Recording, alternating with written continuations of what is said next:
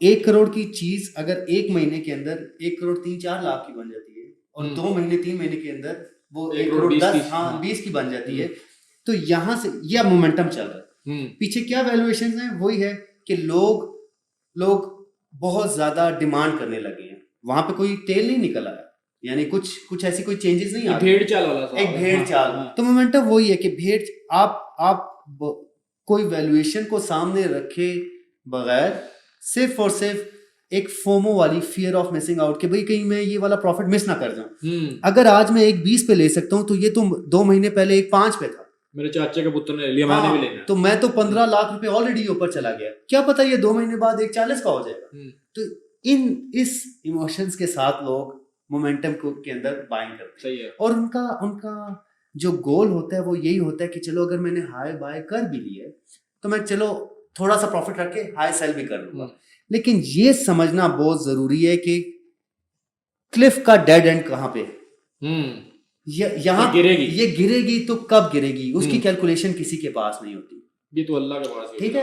ہم normally real estate کے اندر بھی جو انویسٹرز ہیں وہ بہت ریگولرلی قائبہ ریٹ نہیں دیکھ رہے ہوتے، انفلیشن کے کیا نمبرز چل رہے ہیں وہ نہیں دیکھ رہے ہوتے، over all political stability instability ہے ان نمبرز کو نہیں دیکھ رہے ہوتے. تو اس کی وجہ سے اگر پراپرٹی لے کے کوئی بھی ریئل اسٹیٹ لے کے اور ہائی ویلیو کے اوپر پرچیز کرنے کے بعد وہ اس کو رکھ لیتے ہیں اور پھر کچھ عرصے بعد جب مارکیٹ واپس آنا شروع ہو جاتی ہے تو تب وہ پریشانی آ جاتی ہے.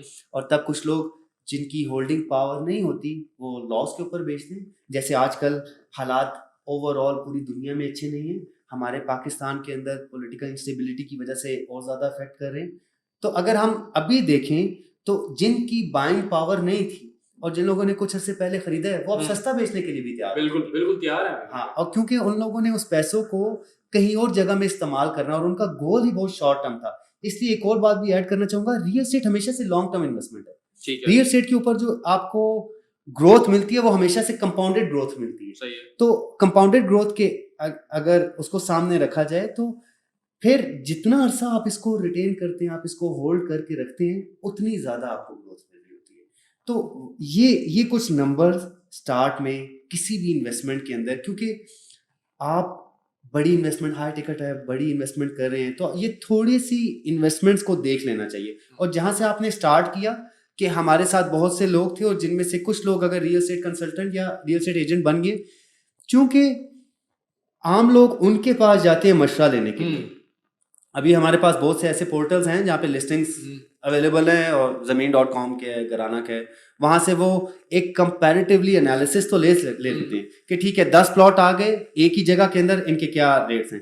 لیکن وہ جو ان کا کنسلٹنٹ ہے کم سے کم وہ اس ساری چیز کو ضرور جانتا ہو، سمجھتا ہو. ہاں، کیونکہ اس نے صرف مشورہ دینا ہے اور اس مشورے کے اگینسٹ وہ چارج کر رہا ہے ان کو، تو مشورہ ایمانت سمجھ کے اس کو اچھا دینا چاہیے. جو پورٹلز ہیں بیسکلی وہ بھی تو آپ کو مارکیٹ ویلیو ہی بتائیں گے نا، مطلب وہ کریکٹ ویلیو. اگر مارکیٹ بھیڑ چال چل رہی ہے تو اس کے اوپر 10 پلاٹ دیکھوں گا، 10 یا گھر دیکھوں گا، وہ 10 کے 10 ہی اوور ویلیو پہ چل رہے ہوں گے، ایسے ہی ہوگا یا اس میں کریکٹ پہ آ جاتا ہے. اگر پورٹلز کو بھی دیکھا جائے تو پورٹلز کے اندر بہت سے جو اینڈ یوزر ہیں یا انویسٹرز ہیں ان لوگوں نے بھی اپنی پراپرٹیز لسٹ کی